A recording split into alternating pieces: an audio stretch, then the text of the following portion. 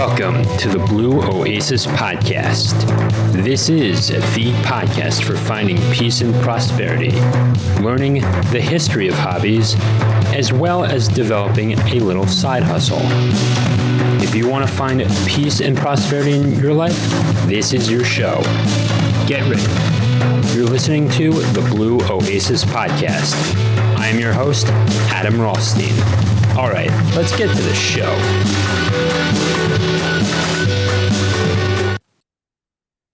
And welcome back to the Blue Oasis podcast.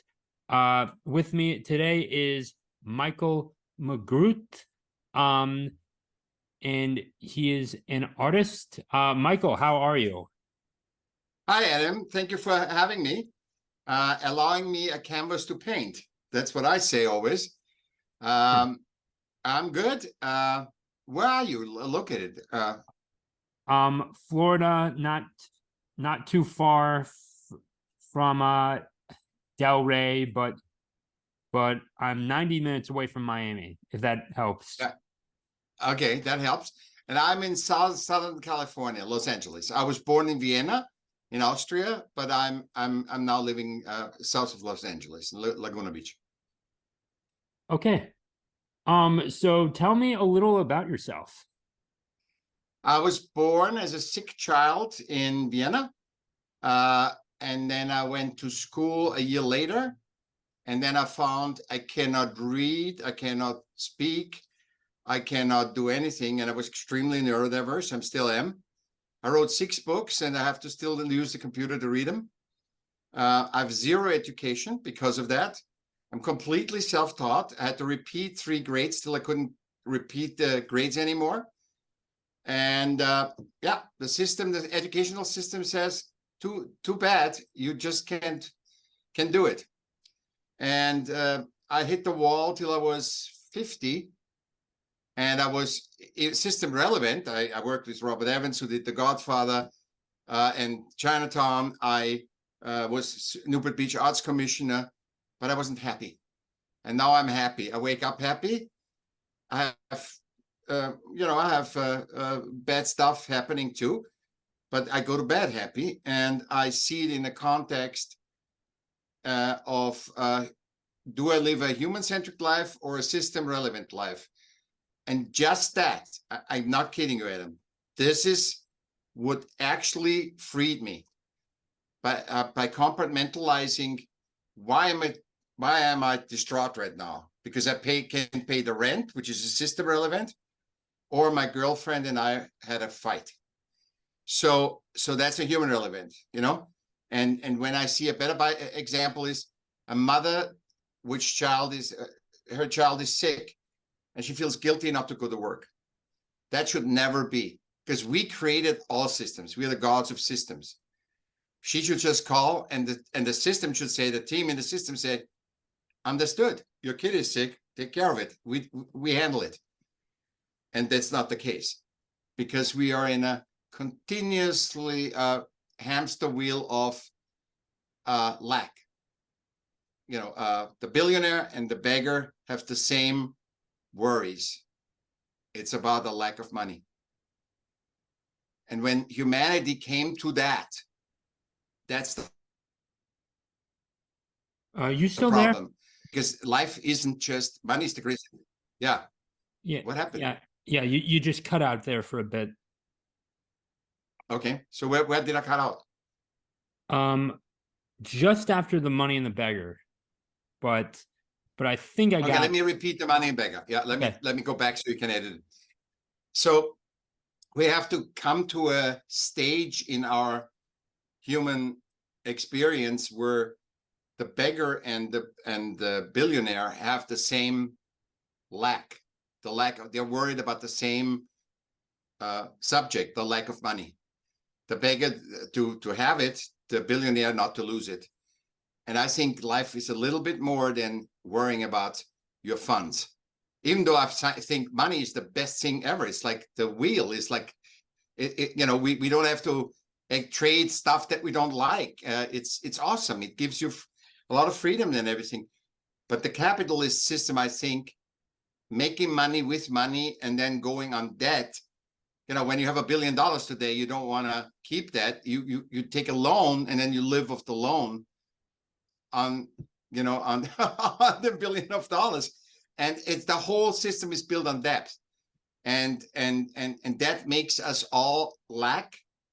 That keeps the whole world. It's not like, oh, in America they have that. All over the world it's lack. That's why we fight wars. And it's really, you have to wake up and say, what is life other than taking care of yourself?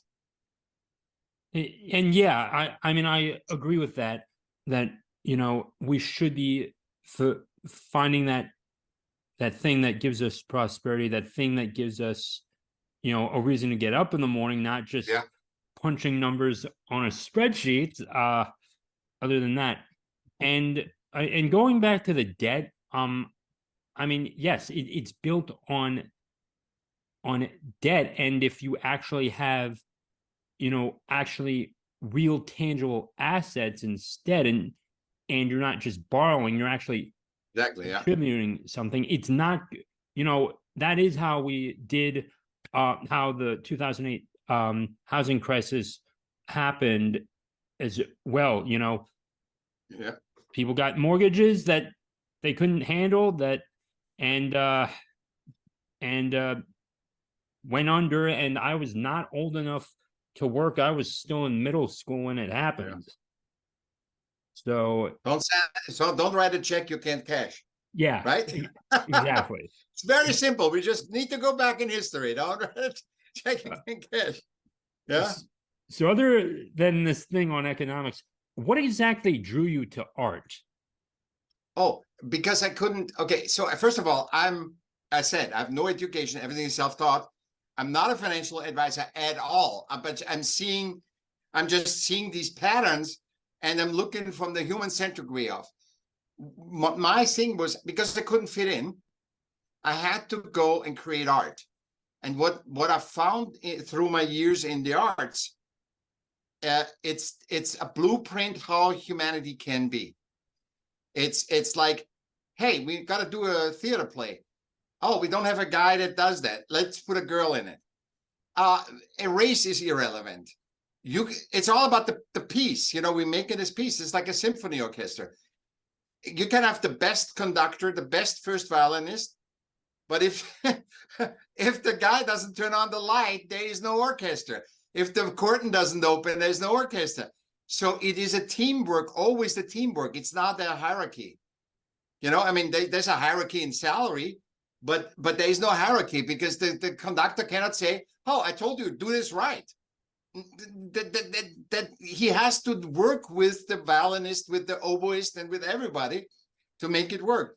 In hierarchy, in the C-level of people, of companies, they don't even know if the guy on the bottom doesn't glue the sole on the shoe. He gets exchanged like a cog on the wheel. And the perception of this is, in art, nobody is replaceable. In the system of companies, you're exchangeable. You are one of 8 billion, and I can exchange you tomorrow with the same skill set. I just exchange you, versus, and which is not true. You know that, right? Because you have never met the same person, right? But still, the attitude of that you are a cog on the wheel,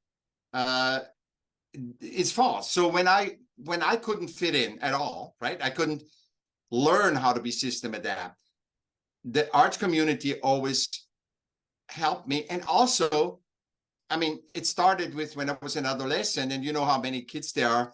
They want to kill themselves, and then they see a movie or listen to some music or have some artistic experience, and they can relate, because it's not systemic. It's like it's a human-centric experience. And that's what's for me. And then also seeing for me the self-esteem. I mean, you probably figured out I have a lot of self-esteem. How can I have self-esteem with not being system relevant? I did almost 300 guest appearances within a year. People want to hear. So what the hell is going on with this guy? This guy is not educated, but we can all relate to him, So because and I can relate, I had to relate to humans because it couldn't be, the teacher's pet. I couldn't be the jock in the team. I just had to rely on myself. And in this case, what I found out now is our achievements in over time, achievements that don't matter, results and fame and success and likes, that's matters. And so it's not, you made a podcast. Nobody knows how much work it's to get a podcast going. Oh, Adam, sorry, you're not number one. You don't have 15,000 followers. Oh, you don't sell advertising like Joe Rogan. Yeah, but that when you say something like that, you also need to be aware that only 1% of podcasters make 99% of the revenue that podcasts bring in. Not everybody is Joe Rogan. And systems promote, they are superstars. They're not going to promote the guy that doesn't do anything. They promote one of the superstars. So we're all in a lack again, because we're perceiving, oh my God, the world is good. I'm screwed up. I'm not good enough. I cannot make money. And everybody pretends to be, making selfie, making your moments and posting that. And so you think everybody has the greatest life. Go ahead. I'm sorry. Okay. You triggered me. You triggered me, Adam.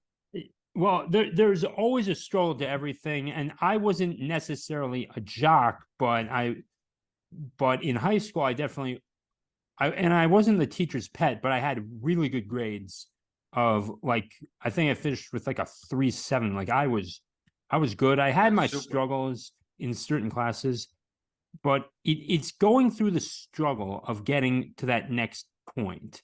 When it comes to selling, you go, your first goal as an entrepreneur is to go from 0 to 1. What is going to sell that one thing? And you have to put out your ideas, you have to put out your content, and yes, everyone starts at 0. But once you make that first sale, it's life-changing. When I sold my first audiobook, it went out to the marketplaces, people people wanted to know what the wanted an audiobook on chess. I delivered it, and people gave it a shot. They used their credit and their ratings, and I had people go to bat for me. So that also helps as well. Yes. So do you mind talking about your podcast? And I still don't understand how a 30-second podcast works exactly. Okay. So because I'm neurodiverse extremely, everything takes longer. So when I have to fill out a form online, it says you have 2 minutes. It freaks me out. I'm get lost. I need more time because neurodiverse people need just more time to comprehend. But once they comprehend, they're better than anybody else. But to comprehend, you need that time. Execution of editing, even though I know editing, I co-produced with Robert Evans, so I know the whole process. But in order to do it right, it takes a long time for me, like 5 times as long as yours. So I said, how can I? And also I wanted to mentor people, artists, because I think the artist mentorship is gone. And I thought, and it came all together. One day you wake up and say, oh, there it is. And I say, okay, I cannot do you are better interviewing me than I would be interviewing you, because I would screw up already in the preparation. So, and I know my weakness, I know it, and it's okay, because I'm one of 8 billion and you are one of 8 billion, and somehow we help each other out. And I thought this, okay, and then I started, condensing, and I'm good in condensing. I'm contextual thinker, and I'm good in condensing content. So what is the gist of that? And I always look from the human-centric, not from the system-centric side, because system-centric side, you can read everywhere. So it's the human-centric side that interests me. It's also, in my last book, I was so upset that 97 to 99% of artists worldwide on the poverty level.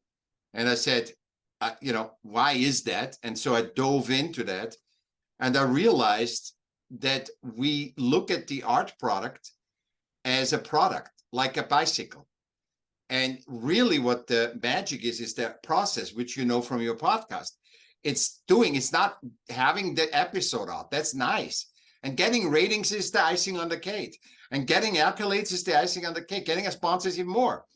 But in generally, the awareness that you get, the wisdom of creating something, like you say, the first sale, right? Creating the first sale, creating an episode, the first episode. They can say it's your best podcast in the world or it's the worst podcast, but they cannot take away that you did a podcast. And today, nobody looks at that you did it, and that gives you self-esteem. And that's why I say 30 seconds. It's 30 seconds is one quote and one question about creating, because creating is this first superpower that we have as humans, the inherent superpower.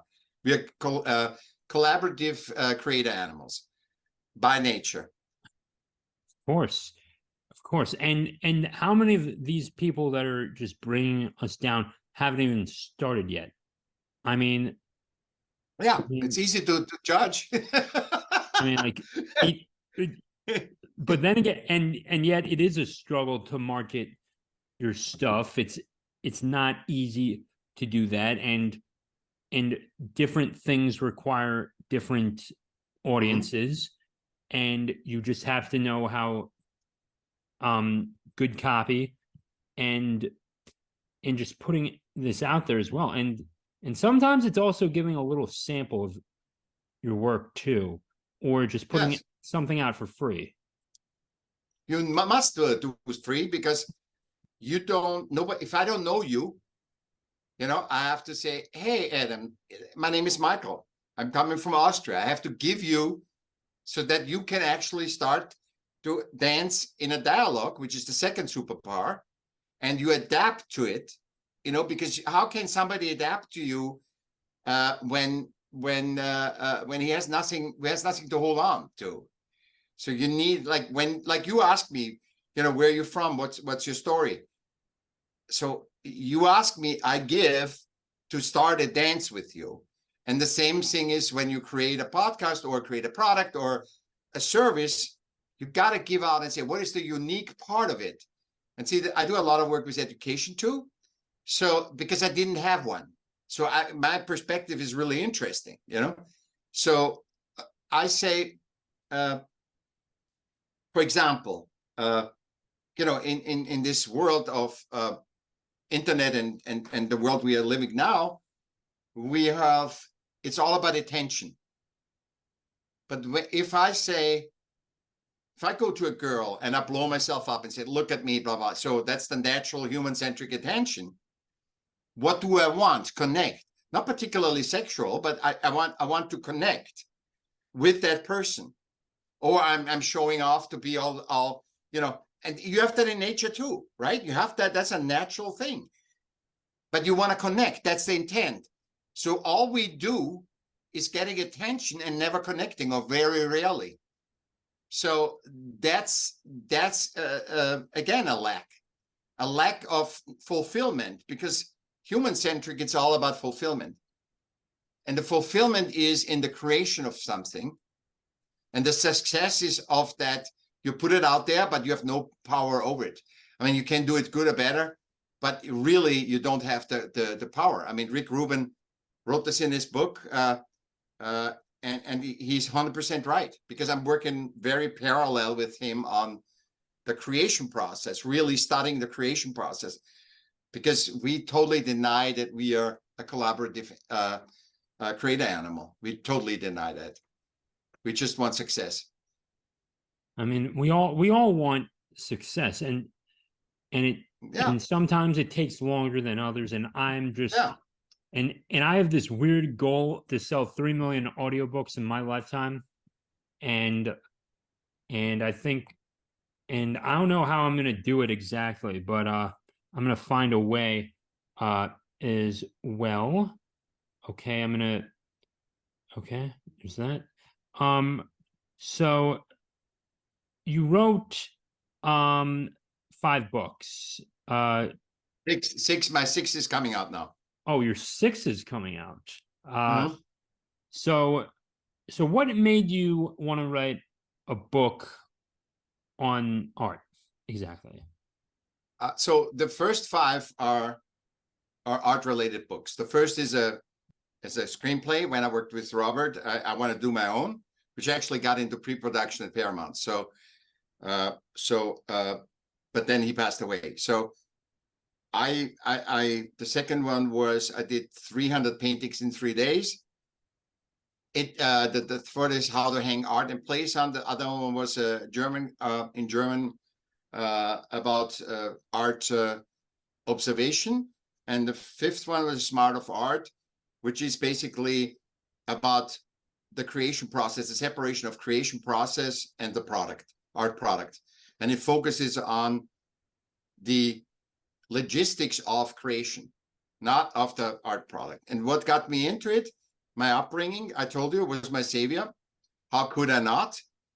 I had no other idea, no other knowledge of anything. And for me, writing a book, I told you I'm slow because I'm slower than other people because I'm neurodiverse. That was my education. Writing book is basically, and I found, and I talked to a lot of authors, and they all agree with me. It's about them finding out something, about them learning anything about themselves, interest of them, just to or sort things out. I think it helps you to sort out thoughts. I think it helps you to, and in that sorting, you get the revelations. All of a sudden, you see, oh my God, this fits to this. Oh, I didn't know that. Boom. Yeah, and I don't know how much this is gonna matter, but I'm also on the spectrum, and I was just finding my stride with this with the hockey podcast, and you do have to branch out at times to find what you're really into. Yeah. So, but the spectrum doesn't, see, this is so funny because we are so courageous. The people on the spectrum are so courageous because everybody, I talked to somebody that had what is it called? Cerebral palsy. And that was one of the greatest interviews I ever did. And systemically, this guy shouldn't be on a podcast.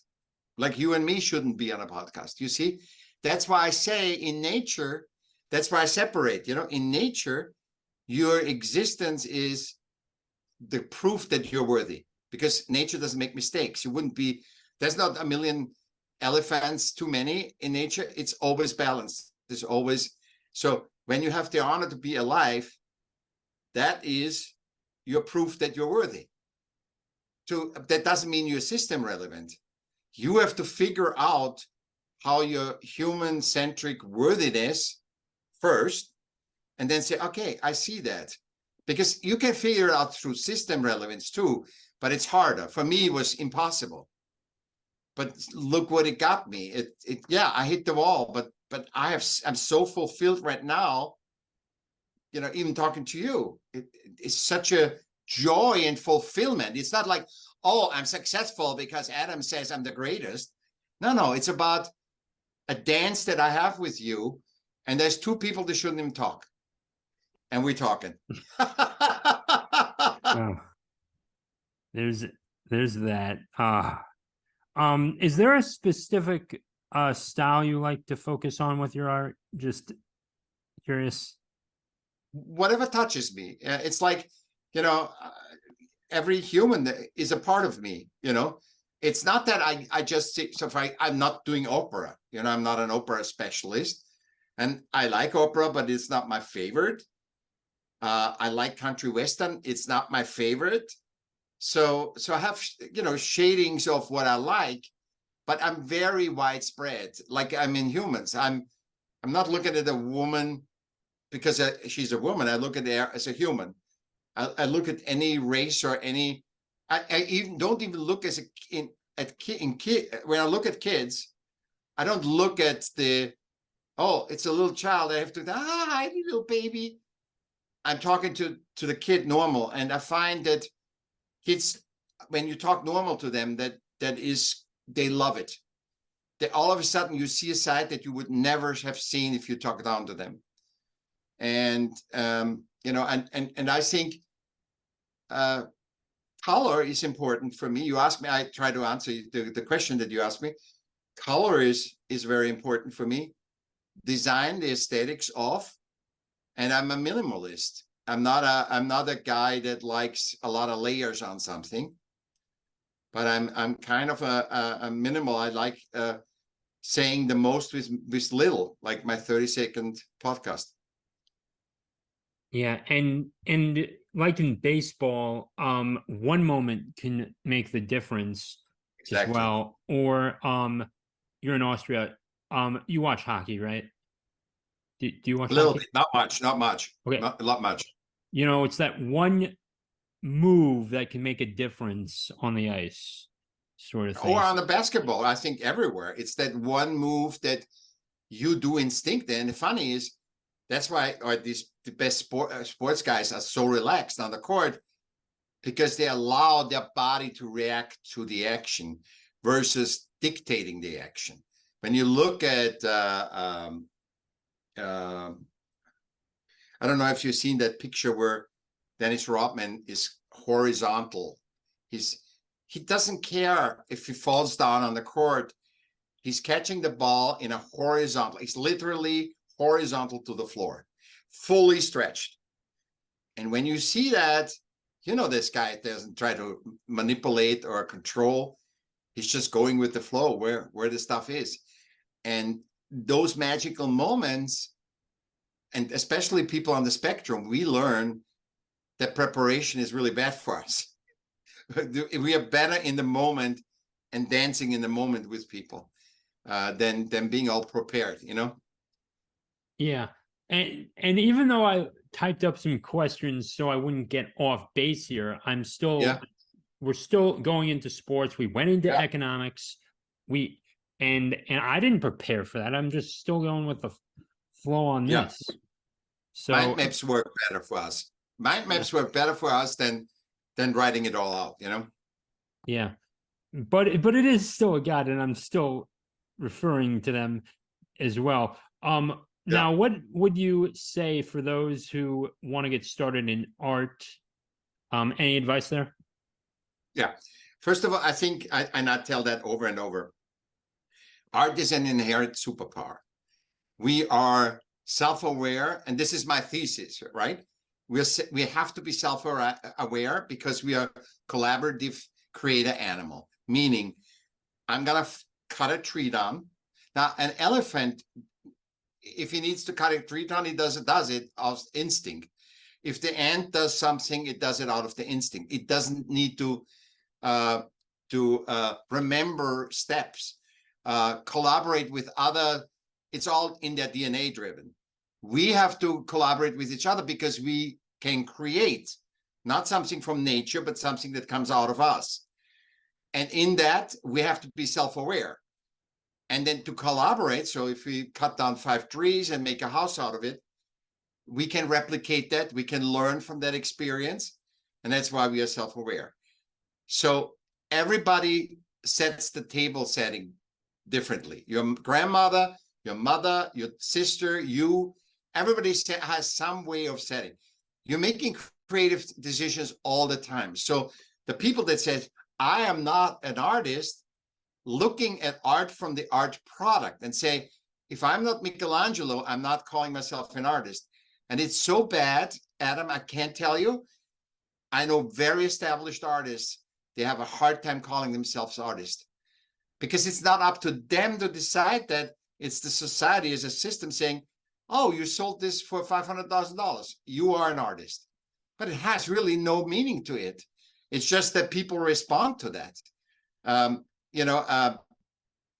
You're an artist because you're creating something.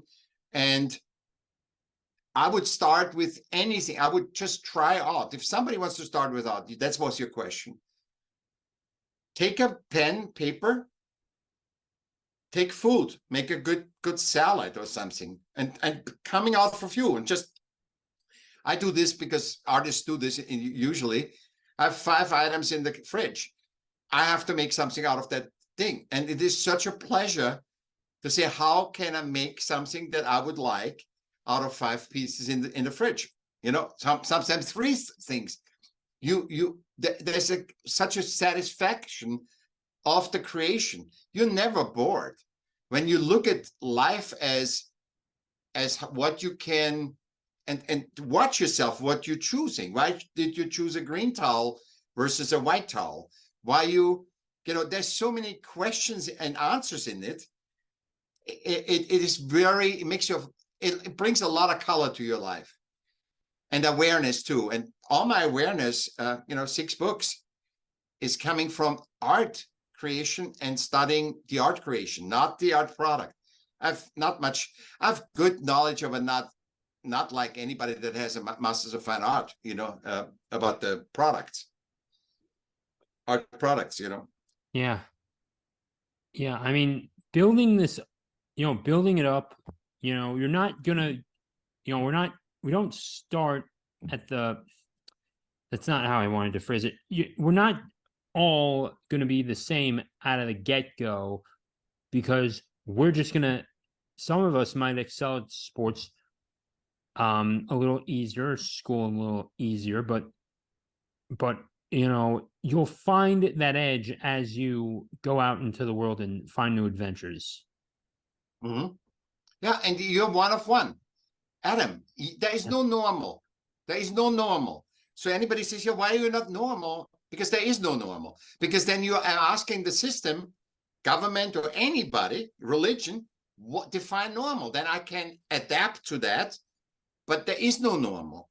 And this is an assumption. You got to be in the median to fit the religion, the politics, the political party, the sports team. But in really, the people that change the world are the people on the tips of the median, outside of the median. Those are the people that change the world.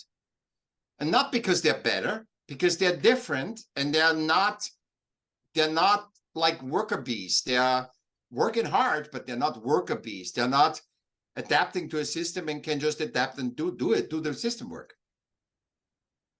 Yeah, and that's why it's entrepreneurs that are going to change the world. It's not going to be clerical guys. It's not going to be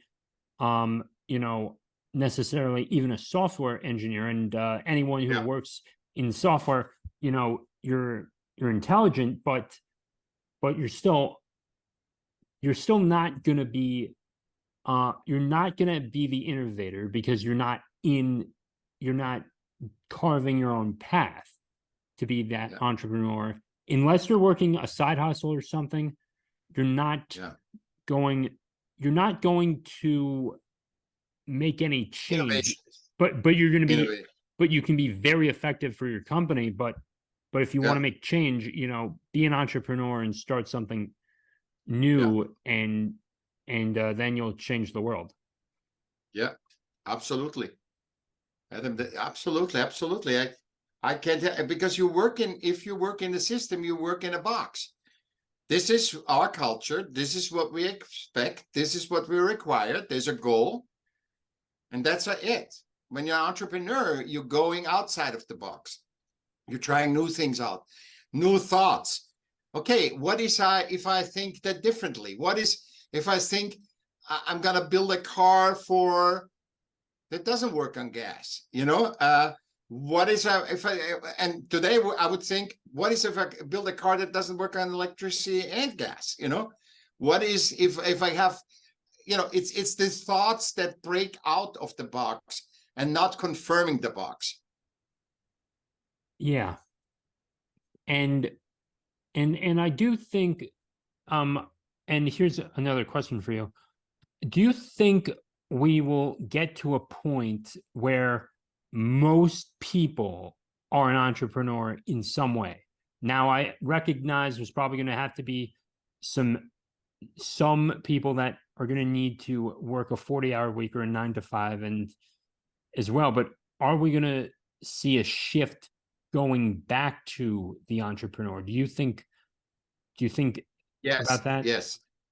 My answer is yes, because AI, if we have the awareness, if we get the awareness that with the computer, our output is going to be, is 8 times. So now with the cell phone and the computer, which is the same, it's just a computer, we are, our one person, Adam before computers and cell phone was 8 times less output. Now you're 8 times more output. AI is going to make you a perfect creator animal, a perfect worker bee. The output will be less mistakes, better, smoother, more efficient, but it will be also more. And see that when we can comprehend that not to say, okay, all I need to do, I need to just take the money from the bank because AI is going to do everything for me. It's do you have 8 times more money since you have a computer? Do you have 8 times more time? You have less time and less money. So 60% of Americans live paycheck by paycheck.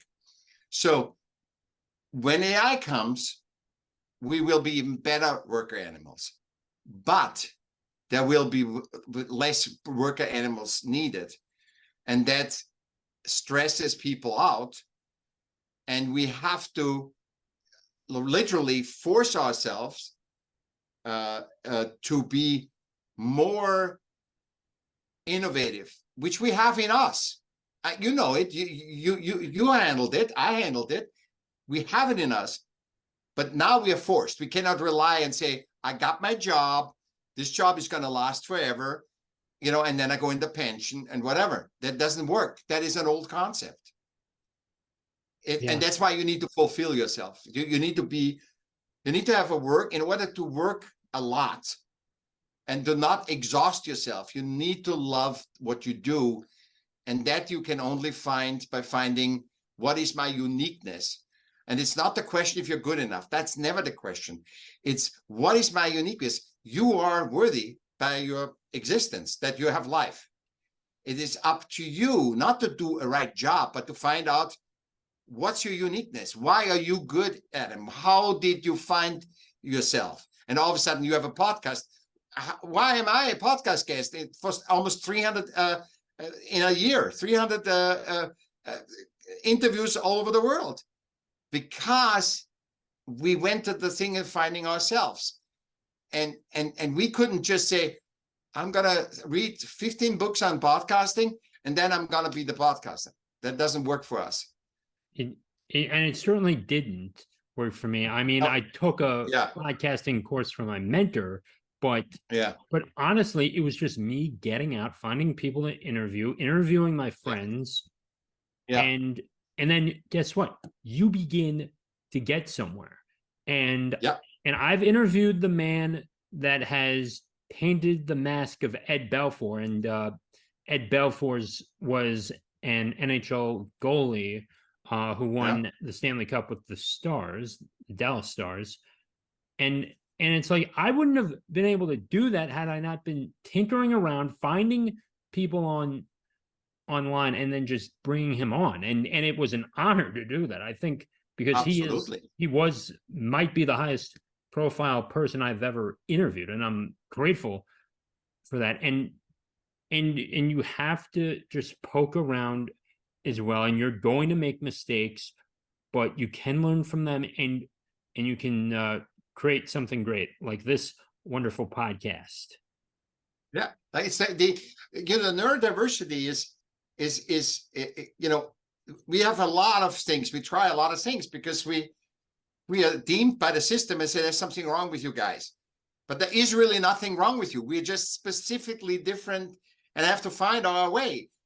But what it is because they look at my resume and they say, you did so many things. Yeah, but that is experience and that's wisdom and that's awareness of what it is. Like you have a different awareness now having this guy on with the mask. You a different person because you experienced I'd never thought I could get that, and I got it, and I did it, and I'm still alive. I didn't die when I did this. And that is an experience that I can't take away. I can say this is the shittiest podcast, Adam, or it's the best podcast, but I can't take away that you had that experience with that other human, the collaborative creator animal that you lived out. And I learned from you as much as you learn from me. I always see the other person as a reflection, and social media can never give you that.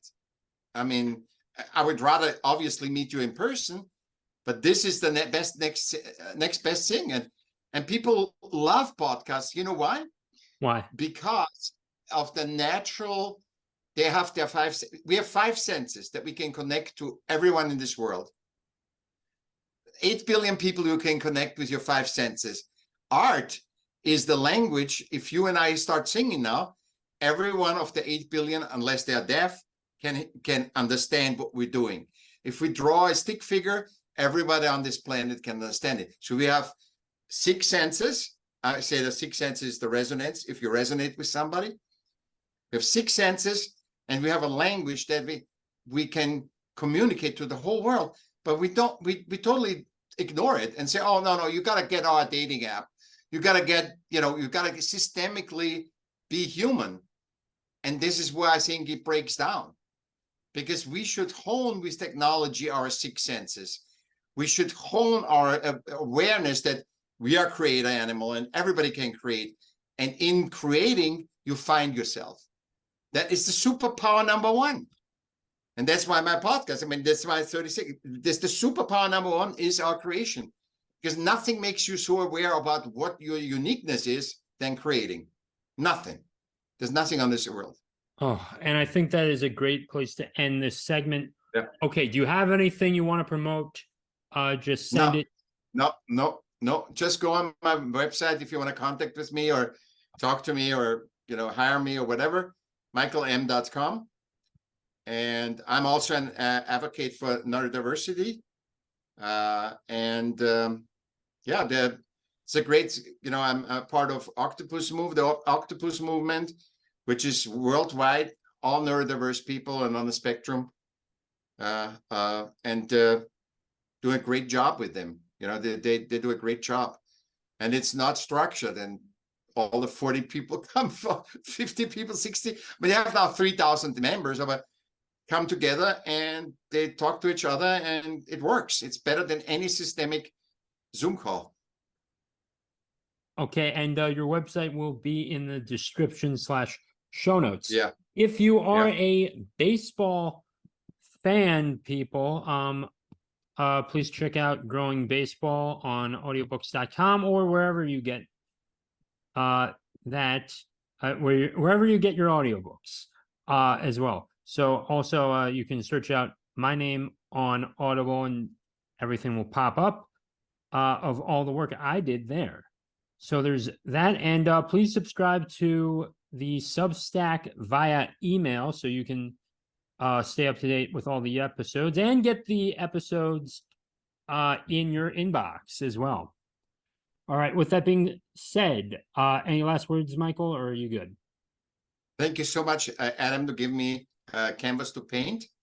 And we can do this anytime again. If you need you want to dive into some specifics, AI, leadership, teamwork, neurodiversity, hospitality, business, anything.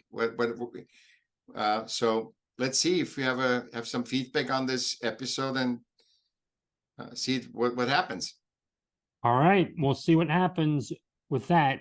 With that, everyone, take care.